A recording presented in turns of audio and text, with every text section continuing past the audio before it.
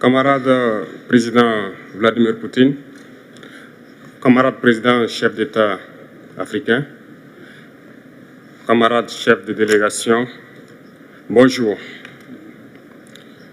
C'est un honneur pour moi ce matin donc de prendre la parole ici et de vous passer donc le salut fraternel du peuple du pays des hommes intègres. C'est aussi le lieu pour moi, avant tout propos, de rendre grâce à Dieu, Dieu Tout-Puissant qui nous a permis de nous réunir ici ce matin en bonne santé pour parler de l'avenir et du bien-être donc de nos peuples. Je m'en vais m'excuser auprès des anciens que je pourrais vexer dans mes propos à venir. Africanité oblige, les droits d'aînesse, je me dois de m'excuser. Camarades, j'ai quelques questions donc de ma génération, mille et une questions qu'on se pose. Mais nous n'avons pas de réponse. Et il se trouve qu'ici, nous pouvons laver donc notre linge sale parce qu'on se sent en famille. On se sent en famille en ce sens que la Russie est une famille aussi pour l'Afrique. C'est une famille parce que nous avons la même histoire. La Russie a consenti d'énormes sacrifices pour libérer le monde du nazisme pendant la Seconde Guerre mondiale. Les peuples africains, nos grands-pères, ont été déportés de force aussi pour aider l'Europe à se débarrasser du nazisme. Nous partageons la même histoire en ce sens que nous sommes les peuples oubliés du monde, qu'ils soient dans les livres d'histoire, dans les documentaires ou films.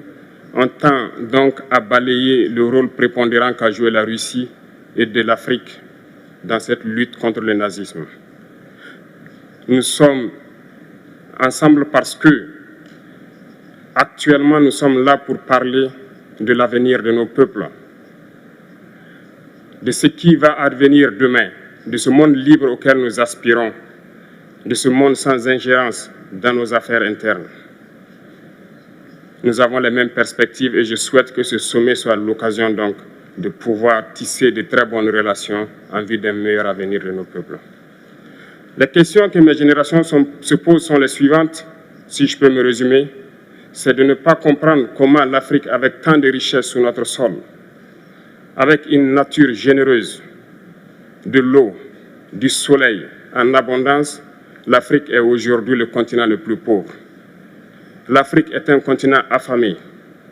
Et comment se fait-il que les chefs d'État traversent donc le monde à mendier? Voici des questions que nous nous posons et que nous n'avons pas de réponse jusque-là. Nous avons l'occasion de tisser de nouvelles relations. Et j'espère que ces relations puissent être les meilleures pour donner un meilleur avenir à nos peuples. Ma génération me charge aussi de dire que, par ce fait de pauvreté, ils sont obligés de traverser l'océan pour essayer de rallier l'Europe. Ils meurent dans l'océan. Mais que prochainement, ils n'iront pas traverser parce qu'ils viendront devant nos palais pour chercher leur pitance quotidienne. Pour ce qui concerne le Burkina Faso, aujourd'hui, nous sommes confrontés depuis plus de 8 ans à la forme de manifestation la plus barbare, la plus violente du néocolonialisme, de l'impérialisme. L'esclavage qu'on tend encore à nous imposer.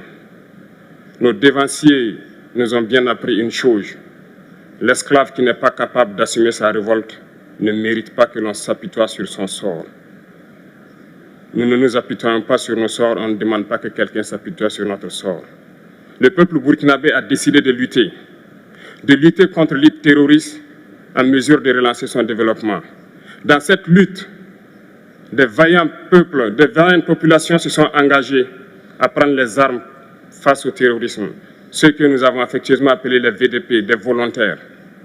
Nous sommes surpris de voir les impérialistes traiter ces VDP de milices et de tout type. C'est décevant, parce qu'en Europe, lorsque des peuples prennent les armes pour défendre leur patrie, on les traite de patriotes. Nos grands-pères ont été déportés pour sauver l'Europe.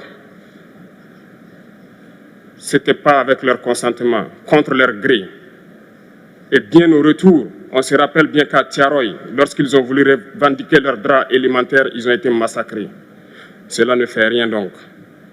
Lorsque nous, peuple, nous décidons de nous défendre, on nous traite de milices. Mais là n'est pas le problème.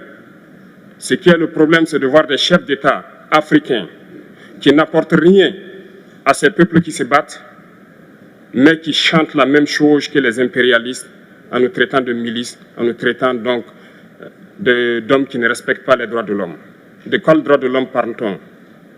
Nous nous offusquons contre cela et c'est honteux. Il faut que nous, chefs d'État africains, nous arrêtons de nous comporter donc en marionnettes qui dansent à chaque fois que les impérialistes tirent sur les ficelles. Hier, le président Vladimir Poutine a annoncé donc l'envoi de céréales en Afrique. Nous sommes bien contents. Nous lui disons merci pour cela.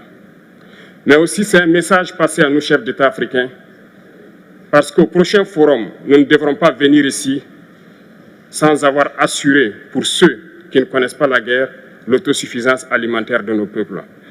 Nous devons prendre l'expérience de ceux qui ont pu déjà atteindre cela en Afrique, tisser de bonnes relations ici et tisser de meilleures relations avec la Fédération de Russie pour pouvoir assouvir les besoins de nos populations. Je ne serai pas peut-être long, le temps imparti est très court. Nous sommes obligés de nous arrêter à un moment donné. Mais je voudrais terminer en disant que nous devons donc rendre hommage à nos peuples qui se battent. Gloire à nos peuples, dignité à nos peuples, victoire à nos peuples. La patrie ou la mort, nous vaincrons. Merci, camarades.